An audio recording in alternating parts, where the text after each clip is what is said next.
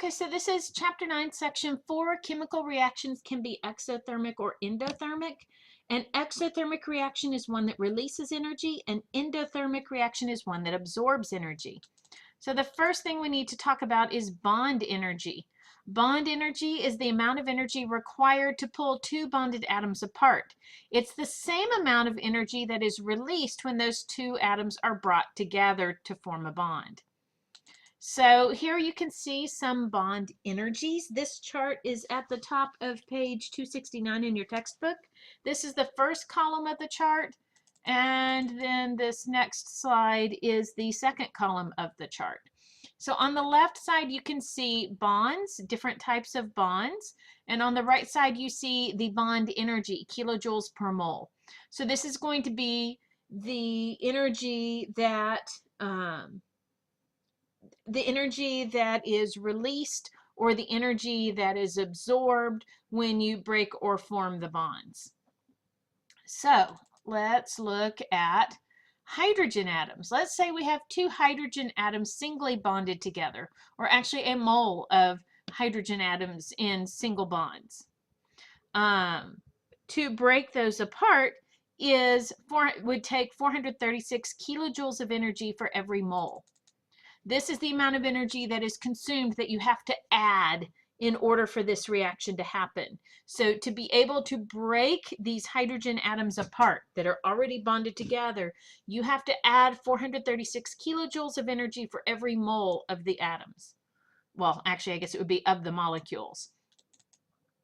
So then if we had separate hydrogen atoms, they would become hydrogen molecules.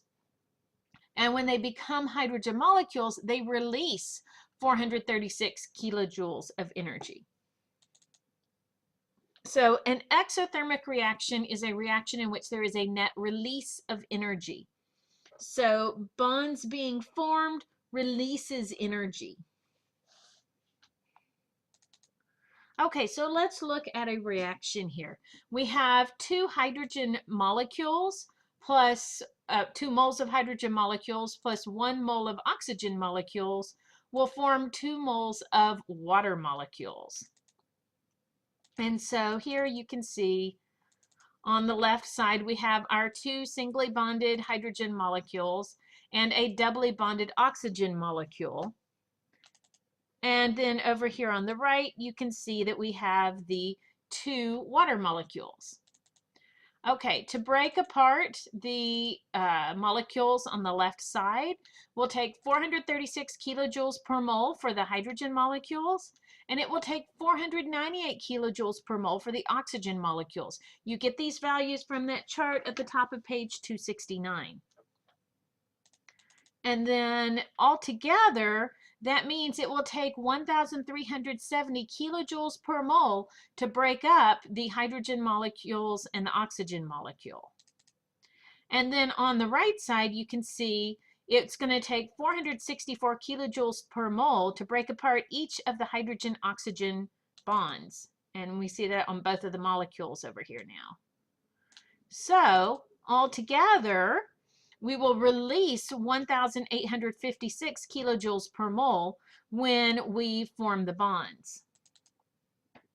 So in order to complete this reaction, we have to absorb energy and we will release energy. 1,370 kilojoules per mole is absorbed. 1,856 kilojoules per mole is released. The net energy of the reaction is 486 kilojoules per mole. It's a negative number, so that is energy that is released. So that means that this is an exothermic reaction. An exothermic reaction is one that involves a net release of energy. So again, we have our 2 hydrogen molecules plus our oxygen molecule to form the 2 water molecules. I don't know why they have another slide of the same thing, just move further down. When this reaction happens, energy is released. And this is a reaction that is used in rocket fuel. So that's why they have this graphic here. Okay, this chart is a reaction chart. So what you're seeing here is two hydrogen molecules on over here, and then you see an oxygen molecule, that's the red one. And this big hump here, that is our activation energy. That's the energy required to break all of these bonds. And then this negative 486 kilojoules per mole, that's how much lower our final energy level is, the energy of our products, versus the energy we started at. So over here, that negative 486 kilojoules per mole, that's the energy that is finally released after we've completed our reaction to form our water molecules. So this is an exothermic reaction. Anytime you see your product energy lower than your initial reactant energy, remember reactants are the things that you react together, and your products are the things on the other side of the yield sign. They're the things that you form. So anytime that your reactant side is higher up than your product side, you are going to have an exothermic reaction. It is going to release energy. So now we'll talk about endothermic reactions. Endothermic reactions are reactions where there is a net absorption of energy. So a typical endothermic reaction is nitrogen molecule plus oxygen molecule forming two nitrogen monoxide molecules.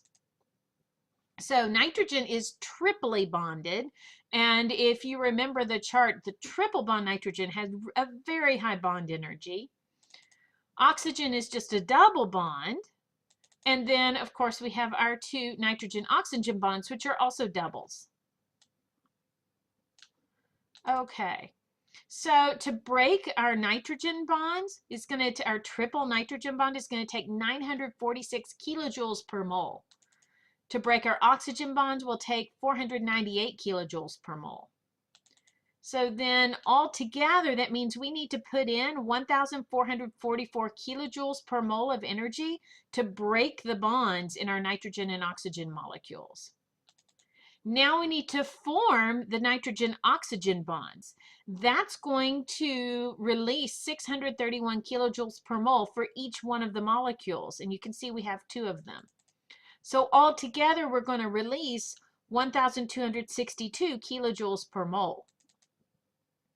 Okay, so that means our net energy absorbed, they messed up here. Both of these are positive. That's not supposed to happen. You can see our 1444 kilojoules per mole is positive. The 1262 kilojoules per mole is negative.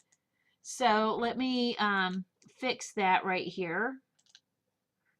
This is supposed to be a negative sign, not that.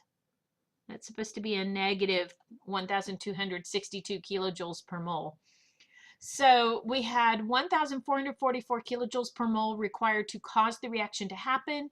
The reaction released 1,262 kilojoules per mole, which means altogether we had a positive 182 kilojoules per mole. Since that is a positive number, this is endothermic, meaning endothermic that it has to absorb energy. The positive number means energy that you have to put in. Negative number means energy that is released. So looking back at our reaction, the nitrogen molecule plus the oxygen molecule forms two nitrogen monoxide molecules. And you can see energy has to be added on the left side over here in order for this reaction to occur.